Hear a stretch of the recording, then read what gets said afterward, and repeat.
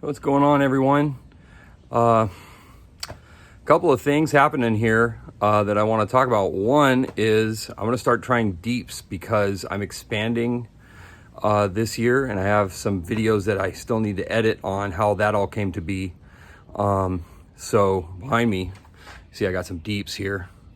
So it's funny because one of the videos I made that got a lot of views was deeps versus mediums, and talk about how great mediums are, and they have their merits. But as I'm starting to do the math on what it's going to cost me to do all mediums in a, I don't know, 10 to 20 hive apiary, especially with wood prices going up, it's pretty pricey. So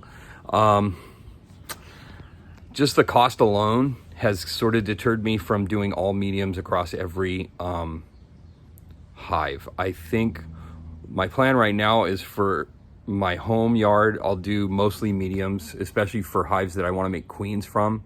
And any kind of queen rearing gear that I use, I'll keep all medium, just for simplicity's sake, for modularity, and for the sake of using fewer bees to get the same job done. But then I think for production hives and any off-site hives, I'll roll these deep boxes for the brood chambers.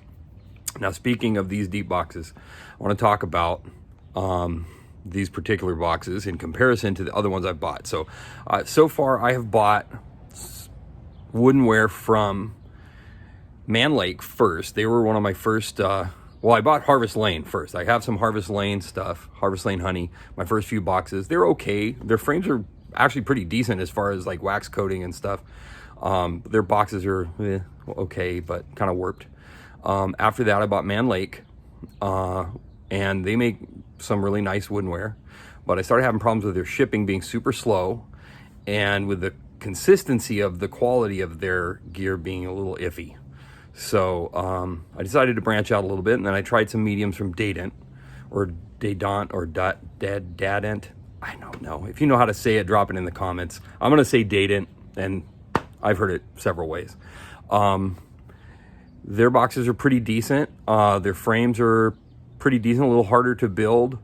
I'll do a video comparing the frames on another video.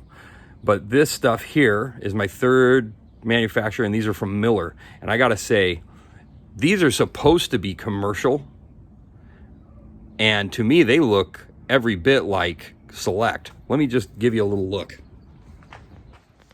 I mean, there's not a knot on these things. They're like furniture grade wood. The only knot I found is this. That's it. I mean, these things are like dang near flawless. It's crazy. They're really tight. The joints are really tight. So they're so nice, I don't want to paint them. So I'm going to try something else, and this is another video I'll do. Hopefully, we'll see. I keep saying I'm going to do videos and then don't do them. So tell me if you want a video on this. This is a finish that I saw from another beekeeper. It's a mixture of pine tar and boiled linseed oil. So that's another little project. So I think these are going to get finished with that. See how it holds up. The guy who did the video, I need to see what his actual YouTube name is, because this is not my original idea. He did it about 5 years ago, and I dropped a comment, said, hey, that's pretty cool. It looks great. It's nice, dark amber finish. It looks beautiful. I asked him how did it hold up, you know, over the course of a few years, and he said he's had them for 5 years and he hasn't had to redo them. So to me, that's not bad, especially I think he lives in a wetter area. Here in Southern California, paint will last a long time. My house was painted like over a decade ago, and I mean, there's not a flake of paint coming off of it, because we just don't get that much moisture. So I'm curious to see how the natural finish looks and works on these. I'm not sure if it'll be easier or more efficient than painting, but for these nice boxes, I feel like it's kind of worth it. So we'll give it a shot. So yeah, I'm gonna do some deeps. The other thing for this year is the expansion, and that's kind of its own thing. I'll show you what I've got going and give a little overview of how I ended up here. It's been an interesting spring. It's been very, very busy. The reason I haven't made a lot of videos is because I've been so busy working with bees and doing removals and swarm catches and stuff that I hardly have had any time to edit. And I'm feeling like I have to go back to a more simple video style like this walk around with a phone thing.